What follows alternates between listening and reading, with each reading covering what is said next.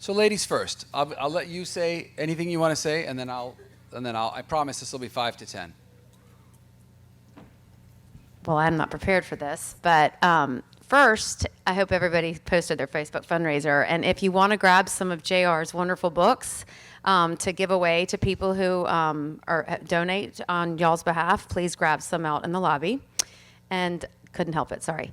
And second, I love all of y'all. This is family for me. I am so thankful to be here. I wish my husband could be here, but y'all know what he's doing. He's taking care of a Syngapian. But it takes a village, and I'm so thankful to have you all in my corner. And we're at 1370 already.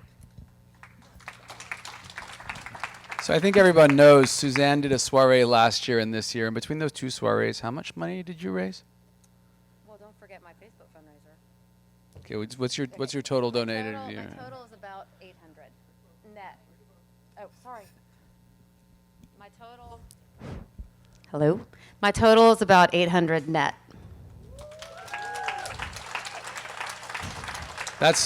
I'm not saying we could all do that. Suzanne has a special kind of Jones. Well, I don't know what it is. I didn't think I could either.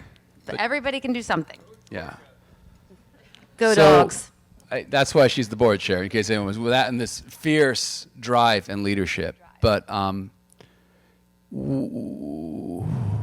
it's better to be lucky than good. Right? We are very lucky in this community.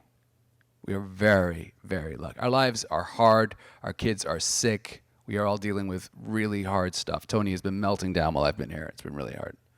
But we are really lucky in this community to have the fierce intellect of like Jess Duggan and Pavel, and the endless, like, I don't know what it is that Virginia has. And then this, Danny and the global leaders you just saw. And then Suzanne Jones pops up a year and a half ago and says, finally, I'm diagnosed. What do I do? And I was like, go raise money. She said, okay. I was like, oh my God, she's doing it. So I don't know when trials are going to come. I don't. I can tell you that I've got a list of small molecules in my inbox. Clement Chow was very excited after our meeting. He's now sending me emails about drugs that he wants me to go find. And he's like, well, I can't get it here. He said, well, you can get it in France. You know someone in France. I've already told Virginia to go get some, and we'll figure it out. So, things are happening fast.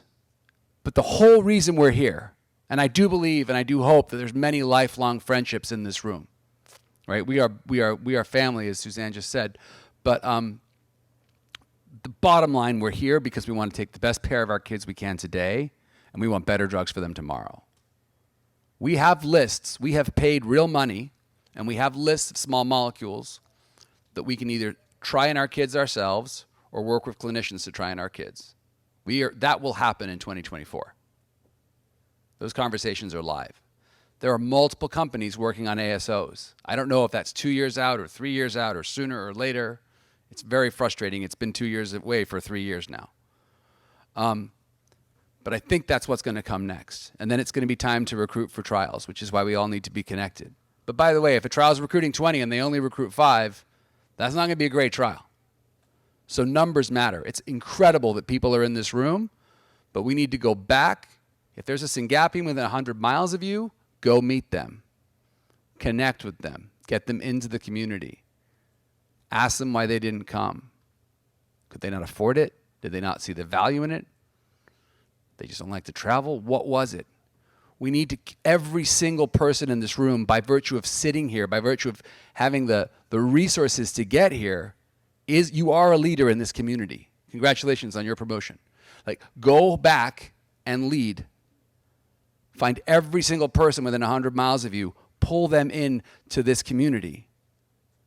Because A, they can help you, and you can help them.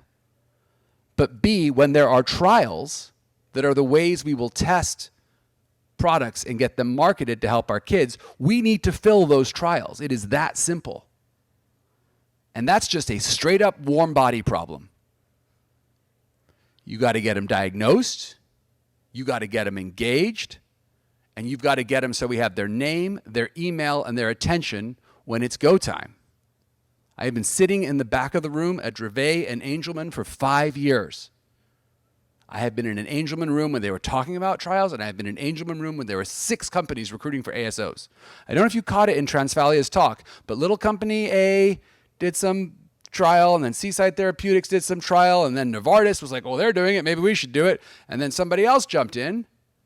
So overnight, they went from no trials to 4 trials. Maybe that's going to happen to us. We're going to go from there's no ASOs to, oh my God, there's 4 different trials trying to recruit 20 patients aged 2 to 11. Do we have 80 patients aged 2 to 11? Like this is what keeps me up at night. So trials are coming. We are going to be having a lot of conversations about small molecules. I hope you believe after seeing me and the team in action for the past 2 days, we are moving as fast as we can, and we are sharing as much information as we can. We're not keeping secrets, right? When Zach called me about the 4PB thing, we posted who has how many drop seizures. We went through that list. We called people. Zach wanted them stat. My commitment to you is this team, this leadership team, this board, our partners, everyone. We are working as fast as we can, but there's a whole lot of getting ready here.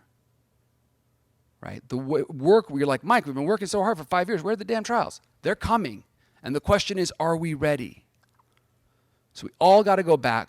We all got to pull people in. We have to build this network so that as the year ahead comes and we start thinking about repurposing, and in, I don't know, 2 years-ish, we start doing ASOs, and then when gene therapies come, I mean, the Penn project, right? Just to make these numbers real, Penn got that $12.5 million grant. Their commitment to that donor who wrote them an 8-figure check was we will have a gene therapy for Syngap in the next 5 years. Are they going to pull it off? I don't know. But if anyone can pull it off, it's the team at Penn and Chop. That I do know. Right? So hang in there. Love your kids. If you think there's a better place to build and find a SYNGAP1 community, tell me about it. But if you think this is it, which I do, come and invest in this community. Help us make it stronger. Because just like Suzanne found us, less than 2 years ago, you got to remember, guys, there's 400 diagnosed in the US, diagnosed that we know about. There are thousands who are not diagnosed. So we got to take the diagnosed people and bring them into the house so we're ready for trials. But we also have to build this house so that the next 1,000 patients have a place to come. We need to sign up to be the state reps for Corey so that poor Corey, I mean, I don't know how Corey does it. This woman has a day job. But she's talked to probably every family in this room. We need a rep in every state that Corey can partner with. Right? We have got to get ready to scale. It's coming. Hang in there. And don't say, oh, Mike and the team are doing something. You're on the team. I want to be clear. We're all in this together.